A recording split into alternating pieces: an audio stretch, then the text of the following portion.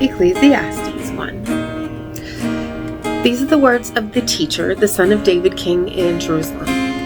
Futility of futilities, says the teacher, futility of futilities.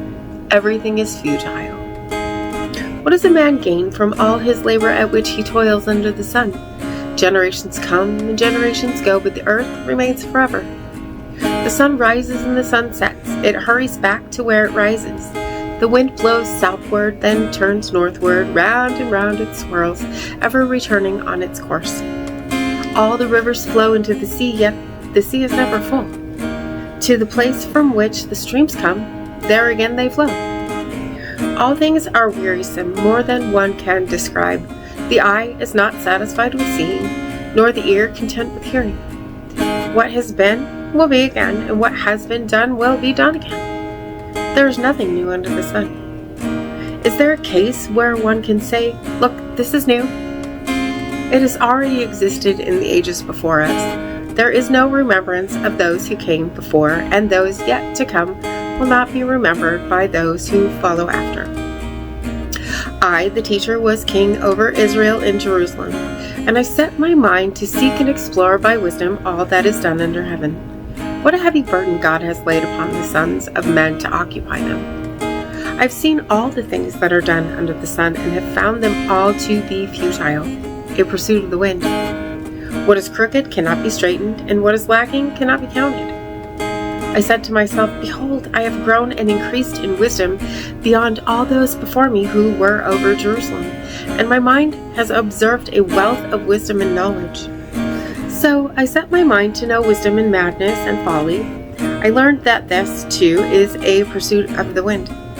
For with much wisdom comes much sorrow, and as knowledge grows, grief increases. Ecclesiastes 2. I said to myself, "Come now, I will test you with pleasure. Enjoy what is good." But it proved to be futile. I said of laughter, "It is folly," and of pleasure, "What does it accomplish?" I sought to cheer my body with wine and to embrace folly, my mind still guiding me with wisdom, until I could see what was worthwhile for men to do under heaven during the few days of their lives. I expanded my pursuits. I built houses and planted vineyards for myself. I made gardens and parks for myself where I planted all kinds of fruit trees. I built reservoirs to water my groves of flourishing trees. I acquired manservants and maidservants, and servants were born in my house. I also owned more herds and flocks than anyone in Jerusalem before me, and I accumulated for myself silver and gold and the treasure of kings and provinces. I gathered to myself male and female singers and the delights of the sons of men, many concubines. So I became great and surpassed all in Jerusalem who had preceded me, and my wisdom remained with me. Anything my eyes desired, I did not deny myself. I refused my heart no pleasure. For my heart took delight in all my work, and this was the reward for all my labor. Yet when I considered all the works that my hands had accomplished, and what I had toiled to achieve, I found everything to be futile, a pursuit of the wind. There was nothing to be gained under the sun. Then I turned to consider wisdom and madness and folly, for what more can the king's successor do than what has already been accomplished? And I saw that wisdom exceeds folly, just as light exceeds darkness. The wise man has eyes in his head, but the fool walks in darkness. Yet I also came to realize that one fate overcomes them both. So I said to myself, the fate of the fool will also befall me. What then have I gained by being wise? And I said to myself that this too is futile. For there is no lasting remembrance of the wise, just as with the fool, seeing that both will be forgotten in the days to come. Alas, the wise man will die just like the fool. So I hated life because the work that is done under the sun was grievous to me. For everything is futile and a pursuit of the wind. I hated all for which I had toiled under the sun, because I must leave it to the man who comes after me. And who knows whether that man will be wise or foolish. Yet he will take over all the labor at which I have worked skillfully under the sun. This too is futile. So my heart began to despair over all the labor that I had done under the sun. When there is a man who has labored with wisdom, knowledge, and skill, and he must give his portion to a man who has not worked for it, This too is futile and a great evil. For what does a man get for all the toil and striving which he labors under the sun? Indeed, all his days are filled with grief, and his task is sorrowful. Even at night his mind does not rest. This too is futile. Nothing is better for a man than to eat and drink and enjoy his work. I've also seen that this is from the hand of God. For apart from him, who can eat and who can find enjoyment?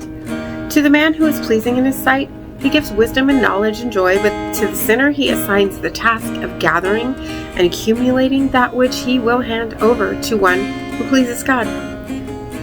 This too is futile and a pursuit of the wind. Ecclesiastes 3. To everything there is a season and a time for every purpose under heaven. A time to be born and a time to die. A time to plant and a time to uproot. A time to kill and a time to heal. A time to break down and a time to build up. A time to weep and a time to laugh. A time to mourn and a time to dance. A time to cast away stones and a time to gather stones together. A time to embrace and a time to refrain from embracing. A time to search and a time to count as lost. A time to keep and a time to discard. A time to tear and a time to mend. A time to be silent and a time to speak. A time to love and a time to hate, a time for war and a time for peace.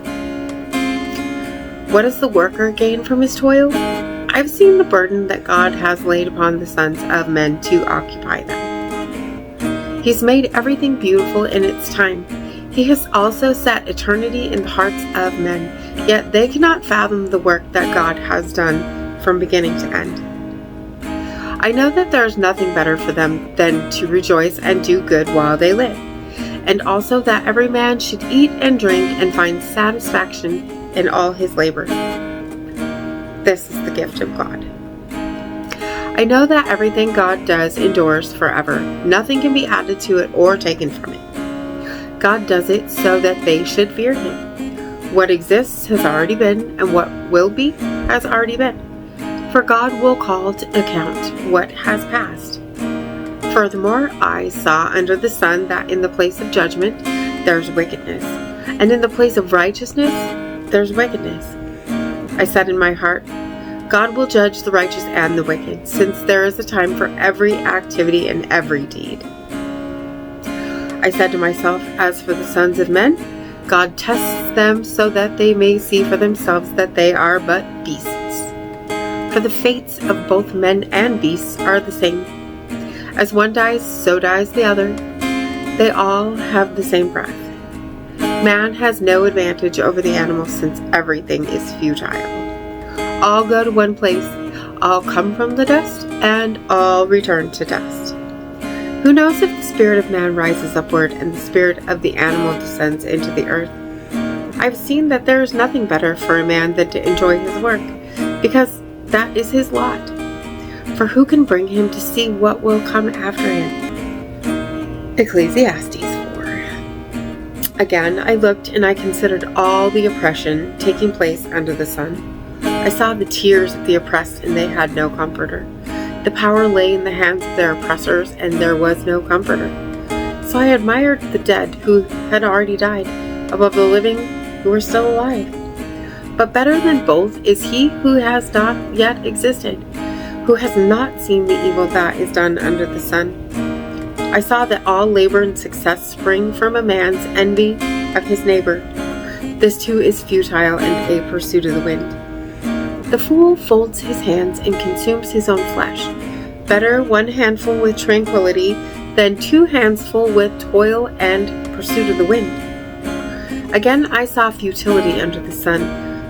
There is a man all alone without even a son or brother, and though there is no end to his labor, his eyes are still not content with his wealth.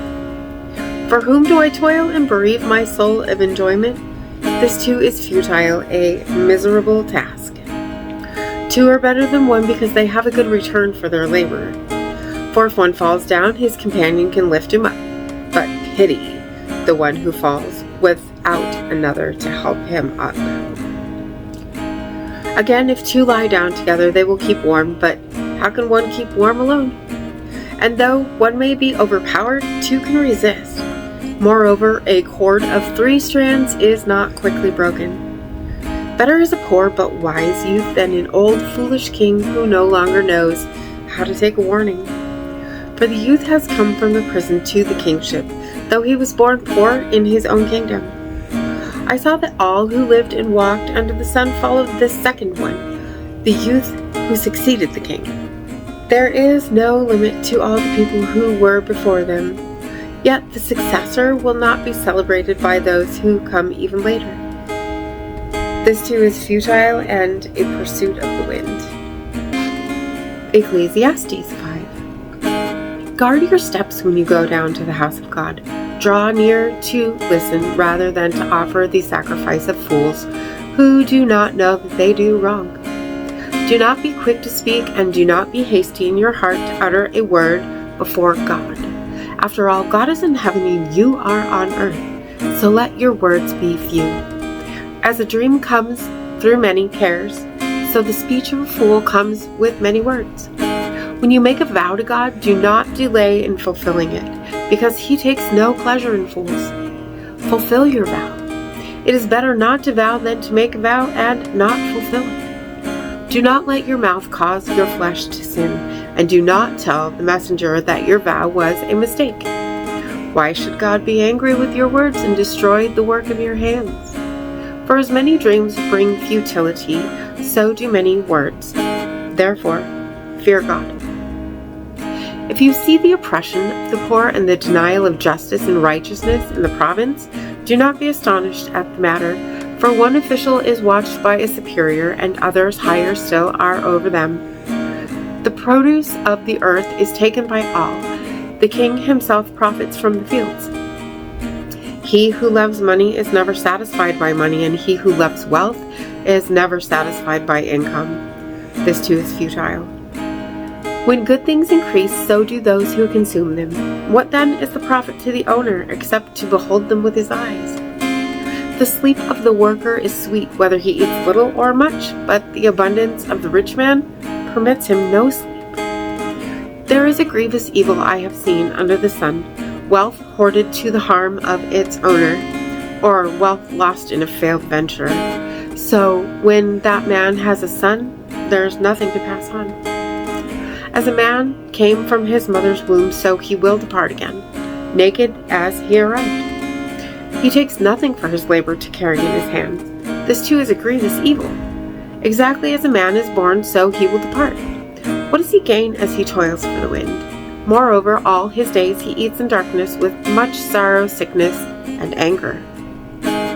Here is what I have seen to be good and fitting, to eat and drink, and to find satisfaction in all the labor one does under the sun, during the few days of life that God has given him, for this is his lot. Furthermore, God has given riches and wealth to every man, and he has enabled him to enjoy them, to accept his lot, and to rejoice in his labor. This is a gift from God. For a man seldom considers the days of his life, because God keeps him occupied with the joy of his heart. Ecclesiastes 6. There's another evil I have seen under the sun, and it weighs heavily upon mankind.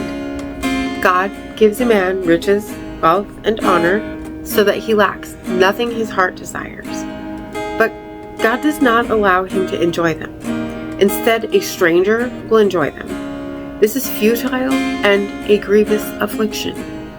A man may father 100 children and live for many years, yet no matter how long he lives, if he's unsatisfied with his prosperity and does not even receive a proper burial, I say that a stillborn child is better off than he.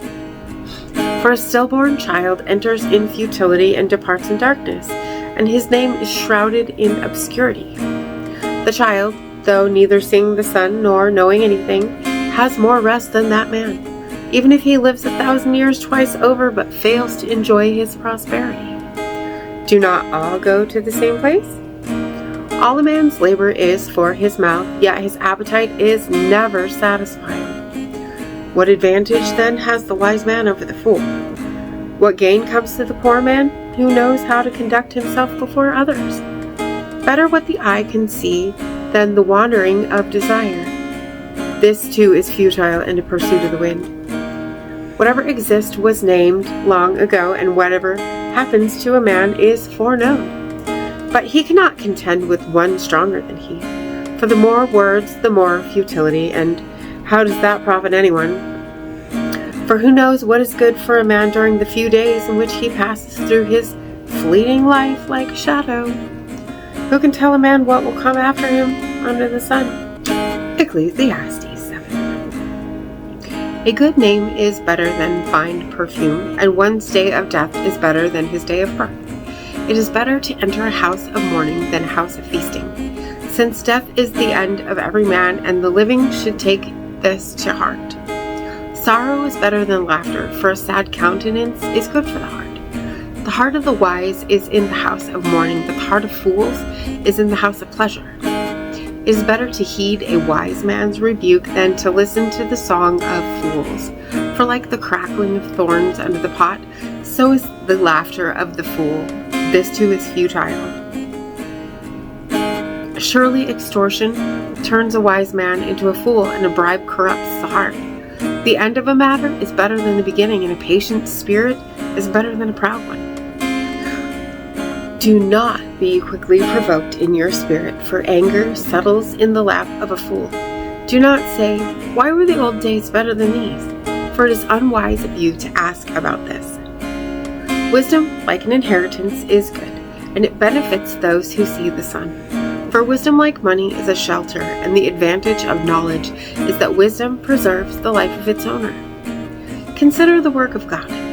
Who can straighten what he has bent? In the day of prosperity, be joyful, but in the day of adversity, consider this. God has made one of these along with the other, so that a man cannot discover anything that will come after him.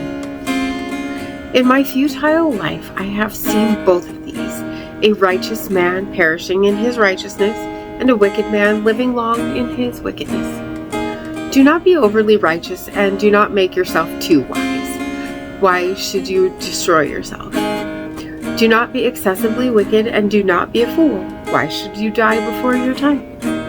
It is good to grasp the one and not let the other slip from your hand, for he who fears God will follow both warnings. Wisdom makes the wise man stronger than 10 rulers in a city. Surely there is no righteous man on earth who does good and never sins. Do not pay attention to every word that is spoken, or you may hear your servant cursing you. For you know in your heart that many times you yourself have cursed others. All this I tested by wisdom, saying, I resolved to be wise. But it was beyond me. What exists is out of reach and very deep. Who can fathom it? I directed my mind to understand, to explore, to search out wisdom and explanations, and to understand the stupidity of wickedness and the folly of madness. And I find more bitter than death the woman who is a snare, whose heart is a net, and whose hands are chains. The man who pleases God escapes her, but the sinner is ensnared. Behold, says the teacher, I have discovered this by adding one thing to another to find an explanation. While my soul was still searching but not finding, among 1,000 I have found one upright man, but among all these I have not found one such woman. Only this have I found. I have discovered that God made men upright, but they have sought out many schemes. Ecclesiastes 8. Who is like the wise man, who knows the interpretation of a matter? A man's wisdom brightens his face, and the sternness of his face is changed. Keep the king's command, I say, because of your oath before God. Do not hasten to leave his presence, and do not persist in a bad cause, for he will do whatever he pleases. For the king's word is supreme, and who can say to him, What are you doing? Whoever keeps his command will come to no harm, and a wise heart knows the right time and procedure. For there is a right time and procedure to every purpose, though a man's misery weighs heavily upon him. Since no one knows what will happen, who can tell him what is to come? As no man has power over the wind to contain it, so no one has authority over his day of death. As no one can be discharged in wartime, so wickedness will not release those who practice it. All this I have seen, applying my mind to every deed that is done under the sun. There's a time when one man lords it over another to his own detriment. Then too I saw the burial of the wicked who used to go in and out of the holy place, and they were praised in the city where they had done so. This too is futile. When the sentence for a crime is not speedily executed, the hearts of the men become fully set on doing evil. Although a sinner does evil at 100 times and still lives long, yet I also know that it will go well with those who fear God, who are reverent in His presence. Yet because the wicked do not fear God, it will not go well with them, and their days will not lengthen like a shadow. There is a futility that is done on earth. There are righteous men who get what the actions of the wicked deserve, and there are wicked men who get what the actions of the righteous deserve. I say that this too is futile. So I commended the enjoyment of life, because there's nothing better for a man under the sun than to eat and drink and be merry. For this joy will accompany him in his labor during the days of his life that God gives him under the sun. When I applied my mind to know wisdom and to observe the task that one performs on the earth, though his eyes do not see sleep in the day or even in the night, I saw every work of God, and that a man is unable to comprehend the work that is done under the sun. Despite his efforts to search it out, he cannot find its meaning. Even if the wise man claims to know, he's unable to comprehend. Ecclesiastes 9. So I took all this to heart and concluded that the righteous and the wise, as well as their deeds, are in God's hands. Man does not know what lies ahead, whether love or hate. It is the same for all. There is a common fate for the righteous and the wicked, for the good and the bad, for the clean and the unclean, for the one who sacrifices and the one who does not. As it is for the good, so it is for the sinner. As it is for the one who makes a vow, so it is for the one who refuses to take a vow. This is an evil in everything that is done under the sun. There is one fate for everyone. Furthermore, the hearts of men are full of evil and madness while they are alive, and afterward they join the dead. There is hope, however, for anyone who is among the living, for even a live dog is better than a dead lion. For the living know that they will die, but the dead know nothing. They have no further reward, because the memory of them is forgotten.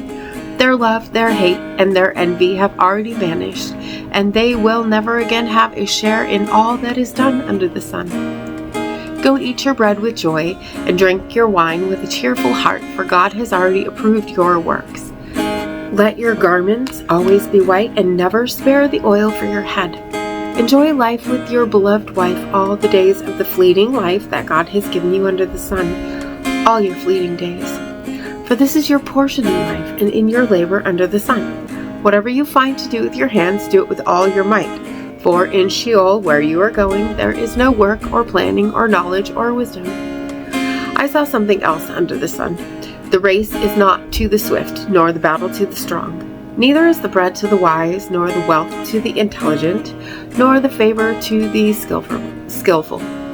For time and chance happen to all. For surely no man knows his time. Like fish caught in a cruel net, or birds trapped in a snare, so men are ensnared in an evil time that suddenly falls upon them. I've also seen this wisdom under the sun, and it was great to me. There was a small city with a few men. A mighty king came against it, surrounded it, and built large siege ramps against it. Now a poor wise man was found in the city, and he saved the city by his wisdom.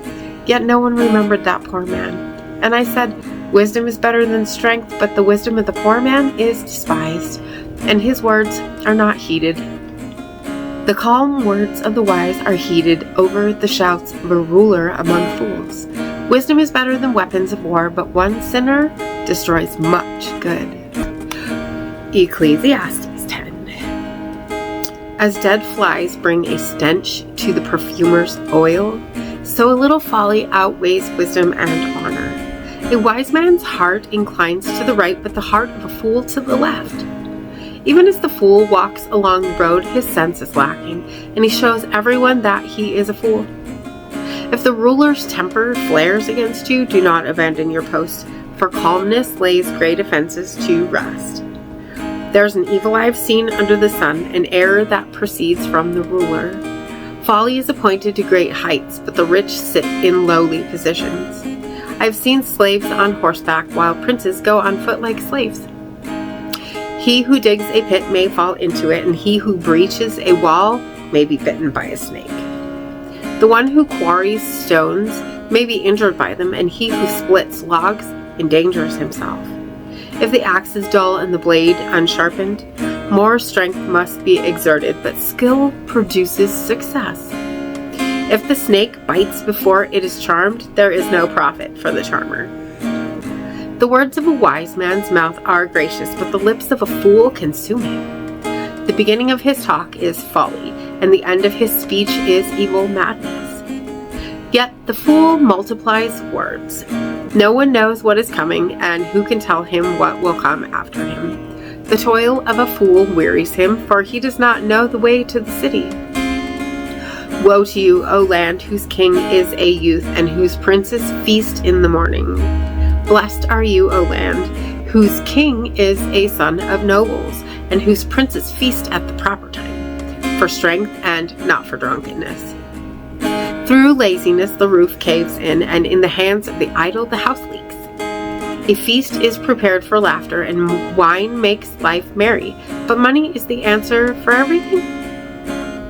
Do not curse the king, even in your thoughts, or curse the rich, even in your bedroom. For a bird of the air may carry your words, and a winged creature may report your speech. Ecclesiastes 11. Cast your bread upon the waters, for after many days you will find it again. Divide your portion among 7 or even 8, for you do not know what disaster may befall the land. If the clouds are full, they will pour out rain upon the earth, whether a tree falls to the south or to the north. In the place where it falls, there it will lie. He who watches the wind will fail to sow, and he who observes the clouds will fail to reap. As you do not know the path of the wind, or how the bones are formed in a mother's womb, so you cannot understand the work of God, the maker of all things. Sow your seed in the morning, and do not rest your hands in the evening, for you do not know which will succeed, whether this or that, or if both will equally prosper. Light is sweet, and it pleases the eyes to see the sun. So if a man lives many years, let him rejoice in them all. But let him remember the days of darkness, for they will be many. Everything to come is futile. Rejoice, O young man, while you are young, and let your heart be glad in the days of your youth. Walk in the ways of your heart and in the sight of your eyes, but know that for all things God will bring you to judgment. So banish sorrow from your heart and cast off pain from your body, for youth and vigor are fleeting. Ecclesiastes 12. Remember your Creator in the days of your youth, before the days of adversity come, and years approach of which you will say, I find no pleasure in them, before the light of the sun, moon, and stars is darkened, and the clouds return after the rain. On the day the keepers of the house tremble, and the strong men stoop. When those grinding cease because they are few, and those watching through windows see dimly. When the doors to the street are shut, and the sound of the mill fades away. When one rises at the sound of a bird, and all the daughters of song grow faint. When men fear the heights and dangers of the road, when the almond tree blossoms, the grasshopper loses its spring, and the caperberry shrivels. When the man goes to his eternal home, and mourners walk the streets, remember him before the silver cord is snapped, and the golden bowl is crushed, before the pitcher is shattered at the spring, and the wheel is broken at the well, before the dust returns to the ground from which it came, and the spirit returns to God who gave it. Futility of futilities, says the teacher. Everything is futile. Not only was the teacher wise, but he also taught the people knowledge. He pondered, searched out, and arranged many proverbs. The teacher searched to find delightful sayings and to record accurate words of truth. The words of the wise are like goads, and the anthologies of the masters are like firmly embedded nails driven by a single shepherd. And by these, my son, be further warned. There is no end to the making of many books, and much study wearies the body. When all has been heard, the conclusion of the matter is this: fear God and keep his commandments. because this is the whole duty of man. For God will bring every deed into judgment, along with every hidden thing, whether good or evil. And as always, thank you so much for being here today. If you haven't already, hit that subscribe button right there and click the bell if you want to get notifications. And make sure to hit that like button for me as well. And I will see you tomorrow. And my heart Maranatha. is very warm. I know without a doubt you'll carry me out of the storm. I'm standing at the crossroads. I'm lost without a clue. I need a big pink neon sign to show me what to do. I thank you, Lord. It glorifies you when you're the only answer. I praise you, Lord, for holding what's too much for me. And I'm amazed by you, Lord, because nothing's too big and nothing's too small to lay at your feet.